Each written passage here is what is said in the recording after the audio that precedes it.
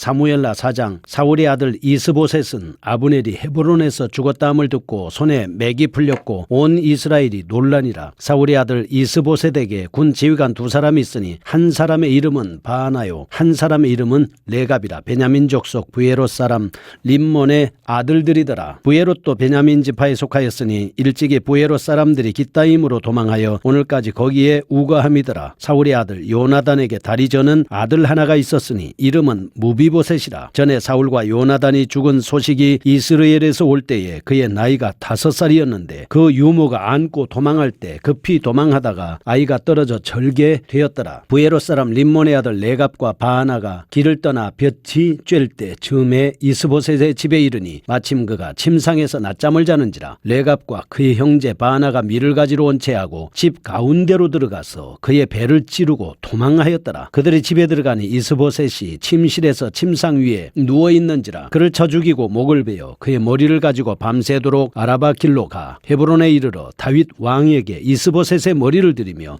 아르되 왕의 생명을 헤아려 하던 원수 사울의 아들 이스보셋의 머리가 여기 있나이다. 여호와께서 오늘 우리 주 대신 왕의 원수를 사울과 그의 자손에게 갚으셨나이다 하니 다윗이 부에롯 사람 림몬의 아들 레갑과 그의 형제 바하나에게 대답하여 그들에게 이르되 내 생명을 여러 환난 가운데서 건지신 여호와께서 살아계심을 두고 맹세하노니 전에 사람이 내게 알리기를 보라 사울이 죽었다 하며 그가 좋은 소식을 전하는 줄로 생각하였어도 내가 그를 잡아서 시글락에서 죽여서 그것을 그 소식을 전한 갚음으로 삼았거든. 하물며 악인이 의인을 그의 집 침상 위에서 죽인 것이겠느냐. 그런즉 내가 악인의 피 흘린 죄를 너희에게 갚아서 너희를 이 땅에서 없이 하지 아니하겠느냐 하고 청년들에게 명령하며 곧 그들을 죽이고 수족을 베어 헤브론 목가에 매달고 이스보셋의 머리를 가져다가 헤브론에서 아브넬의 무덤에 매장하였더라. 아멘. 사무엘하 4장입니다. 4장은 3장 22절에서 30절까지의 아브넬의 충격적 피살 사건 이후에 뒤이어 일어난 사울과의 마지막 포로인 이스보셋의 비참한 최후를 나타내고 있습니다. 하나님 앞에서 온전하게 살고자 할 때는 이 마지막까지 결과가 좋지만 그렇지 못할 때는 이게 마지막이 비참해지는 모습을 우리는 말씀에서 볼 수 있습니다. 1절에서 이스보셋의 군장 아브넬이 요압에 의해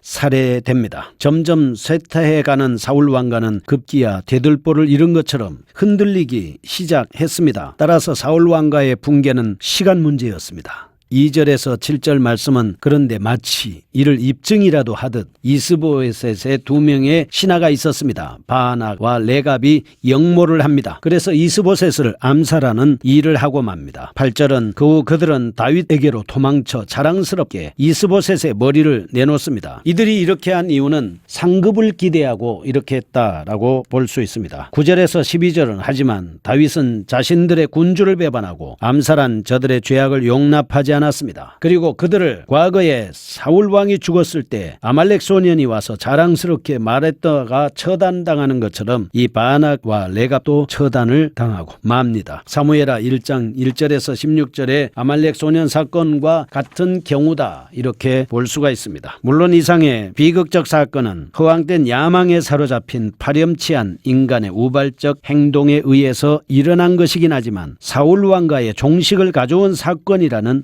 의의를 지니고 있습니다. 따라서 우리는 여기서도 다시 한번 하나님의 놀라운 섭리를 발견하게 됩니다. 3장 6절에서 21절까지의 말씀을 보면 하나님께서는 다윗이 직접 손을 들어 사울 왕가를 멸하게 하지 않고서도 스스로 일어난 분열이 있었습니다. 3장 22절에서 30절 말씀에는 복수극이 거기에 보면 나타나고 있습니다. 5절에서 7절입니다. 추잡한 탐욕에 의거한 암살 행위도 있었습니다. 이는 사울 왕가가 몰락하도록 역사하셨던 겁니다. 그러므로 우리는 이와 같은 역사적인 사실을 통해서 첫째, 하나님의 계획을 방해하는 어떠한 세력도 오래가지 못한다라고 하는 것입니다. 하나님이 하시고자 하는 계획이 있으면 그 어떤 정치적인 세력도 또 어떤 사단의 역사도 그를 막을 수가 없었습니다. 욥이 당한 고난을 보면 일시적으로 욥은 고난을 당할 수가 있었습니다. 가족이 몰락을 했습니다. 그리고 자녀들이 다 죽었습니다. 그리고 가지고 있는 재산도 다 빼앗겼습니다. 그의 몸에는 종기가 발생했습니다. 그의 아내는 그에게 하나님을 욕하고 죽으라 라고까지 아내로부터도 저주를 받고 있습니다. 그러나 이런 욥의 신앙을 철저하게 방해하는 이 사탄의 어떤 세력도 결국은 오래가지를 못했습니다. 하나님의 계획이 욥에게 있었기 때문에 오히려 손주 4대를 보면서 140년을 살고 또 후에 2배의 축복을 받는 모습을 볼 수가 있습니다. 그 다음에 두 번째, 하나님의 계획은 어떠한 방해 속에서도 반드시 이루어지고야 만다는 진리를 말씀하고 있습니다. 하나님의 계획은 반드시 이루어진다. 하나님이 하시고자 하면 반드시 된다. 그 어떠한 세력도 그것을 절대로 막을 수가 없다라고 하는 것입니다. 세 번째, 역사란 선하신 하나님의 주권 하에서 하나님의 원대한 계획을 이루어가는 방향으로 나아간다라고 하는 것을 알 수가 있습니다. 사람들은 역사의 주인공이 아닙니다. 역사를 움직이는 분은 하나님이십니다. 히스토리가 사람에 의해서 주관되는 것이 아니라 하나님의 섭리에 의해서 주관되어 가고 있다라고 하는 것을 알 수가 있습니다. 아무리 다윗을 해치려고 한다 할지라도 다윗은 드디어 이스라엘의 왕으로 등극을 했습니다. 네 번째입니다. 역사 속에서 오직 의인만이 선하신 하나님의 영원한 보호를 받을 수 있다는 사실을 발견하게 됩니다. 왜 우리가 예수님을 믿어야 합니까? 예수님을 믿고 죄사함을 받아야 되는 이유가 무엇입니까? 하나님 앞에서 오직 의롭게 된 자만이 하나님의 영원한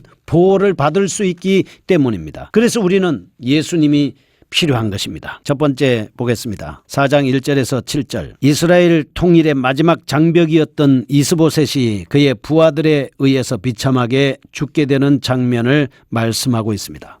이로 인해서 사울 왕가는 완전한 몰락을 하고 말았습니다. 그동안 사울의 남은 아들 이스보셋에 의해서 왕위를 계승해 오던 사울 왕가는 1절의 아브넬의 죽음으로 인해서 이스보셋의 절망적인 낙담, 2절과 3절에 의하면 이스보셋의 두 신하 바하나와 레갑에 의해서 그는 5절에서 7절 죽임을 당하고 많은 비극이 발생합니다. 4절은 사울 왕가의 마지막 생존자인 요나단의 아들 무비보셋의 불구 상태로 말미암아서 더 이상 왕위를 계승할 만한 인물이 하나도 남기지 않은 채 완전히 몰락해 버린 것입니다. 이와 같은 역사적인 비극은 사무엘상 13장 13절에서 14절에 나오는 말씀에 이미 하나님께서 교만한 사울을 버리시고 이스라엘의 왕으로서 다윗을 택하신 결과였다라고 하는 것을 알 수가 있습니다. 그러므로 여기서 우리는 첫째, 하나님 앞에 범죄한 것은 겸손히 회개하지 않는 한 어느 땐가는 반드시 보응당하고야 만다라고 하는 사실을 여러분과 제가 기억해야 됩니다. 왜 죄를 빨리 회개해야 합니까? 회개하지 않으면 언젠가는 그 죄의 대가를 받게 되기 때문입니다. 두 번째, 그 결과는 참으로 두려운 것이라는 사실을 알 수 있습니다. 하지만 이스보셋의 비참한 죽음은 개인적으로는 결코 그의 부친의 교만한 범죄의 결과라고 볼 수가 없습니다. 아버지 때문에 아들이 그렇게 됐다라고 하는 것은 아니라는 것입니다. 왜냐하면 하나님께서는 각 개인의 행위에 따라 보응하시는 공의의 하나님이시기 때문입니다. 따라서 이스보셋의 죽음은 다윗을 이스라엘의 왕으로 세우고자 하셨던 하나님의 뜻을 알면서도 왕과의 혈통관계를 내세워 하나님의 뜻에 불순종했던 그 자신이 지은 죄의 결과다라고 하는 것을 우리가 알아야 합니다. 즉 악은 악으로 망할 뿐입니다. 하나님께서는 때마침 몰락해가는 사울 왕과를 버리십니다. 대신 다윗 휘하에서 일신의 영달을 꾀하려 했던 반역자들의 손을 빌어 이스보셋에게 공의의 심판을 내리셨다라고 하는 것을 볼 수가 있습니다. 이제 이로써 다윗을 대적하던 이스라엘 내부의 적대 세력은 자취를 완전히 감추게 됐습니다. 따라서 이제 남은 역사는 다윗이 온 이스라엘의 왕으로서 차기 통일 왕조의 첫발을 내딛는 것인데 우리는 그 영광스러운 광경을 실제로 다음 장에서 보게 될 겁니다. 두 번째입니다. 8절에서 12절. 8절입니다. 이스보셋을 암살한 레갑과 바하나가 그 목을 베어 가지고 다윗에게 찾아가는 장면입니다. 자랑스럽게 떳떳하게 우리가 다윗에게 상 받을 일 했다. 잘했다라고 하는 자긍심을 가지고 다윗에게 찾아오지 않았겠습니까? 9절에서 12절입니다. 그렇지만 도리어 다윗이 저들의 죄악에 합당한 처벌을 내립니다. 왜냐하면 하지 말아야 할 일을 그들이 했기 때문입니다. 이러한 사실은 두 살인자들이 자신의 범죄성을 은폐하기 위해 자기에게 유리하도록 증언했음에도 불구하고 다윗은 명철한 판단과 편견 없는 공의로 일관했다는 점에서 참으로 놀라운 인격의 모습을 숨김없이 보여주고 있다라고 하는 것을 알 수가 있습니다. 우리는 이런 사실을 통해서 첫째, 다윗이 왕위에 대한 약간의 어떤 사리사욕도 가지지 않았다라고 하는 것을 알 수가 있습니다. 왜냐하면 그가 만일 왕위에 대한 욕심을 조금이라도 가지고 있었다면 그는 결단코 공정한 판단을 내릴 수 없었을 것이고, 오히려 이스보셋을 죽이고 돌아온 바하나와 레갑에게 상급을 주고 그 사람들로 하여금 좋은 자리를 약속할 수밖에 없었을 겁니다. 그러나 다윗은 자기 자신이 오히려 약간의 사리사욕이 없었기 때문에 공정하게 판단을 할 수 있었다라고 하는 것을 알게 되는 겁니다. 둘째입니다. 우리는 여기서 다윗이 왕권 확립이라는 대임을 놓고서도 오직 하나님의 도우심만을 바라보았다라고 하는 사실을 알 수가 있습니다. 다윗이 자기가 왕국이 튼튼해지고 다윗이 하고자 하는 왕의 자리에 올라서 얼마든지 나는 하나님이 도와주지 않아도 잘할 수 있다라고 하는 그런 생각을 가지고 있었던 것이 아닙니다. 왜냐하면 그는 처음부터 기름 부음 받았을 때부터 사울 왕으로부터 추격을 당할 때부터 계속해서 하나님이 도와주지 아니하시면 나는 아무것도 할 수 없다. 왕의 자리에 올라가지 못할 뿐만 아니라 왕으로서의 어떤 역할도 할 수 없다라고 하는 것을 그는 깨달았기 때문에 살인자들의 도움을 과감하게 물리치고 거절하는 모습을 우리는 이 말씀 가운데서 볼 수가 있습니다. 악인들이 여러분에게 어떤 좋은 조건으로 제의를 해가지고 올 때 여러분은 어떻게 하시겠습니까? 불의한 자들이 여러분에게 어떤 도움을 주고자 할 때 여러분은 어떻게 하시겠습니까?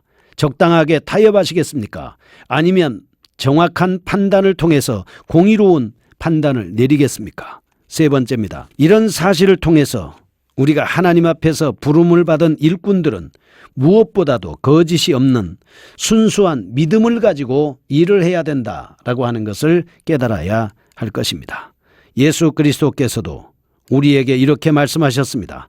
뱀같이 지혜로웠고 비둘기같이 순결한 마음과 믿음을 가지고 일을 하라라고 우리에게 권면해 주고 있습니다. 어떤 문제가 닥칠 때 공정한 판단, 정확한 판단, 공의로운 생각, 의로운 생각 어떻게 해야 가질 수가 있겠습니까? 오직 예수 그리스도의 믿음 안에서 가능합니다.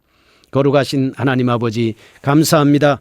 예수를 믿는 믿음 안에서 우리가 말씀을 따라 어떤 일을 공정하게 판단할 수 있는 믿음의 사람들이 되게 하여 주옵소서. 예수님의 이름으로 기도합니다.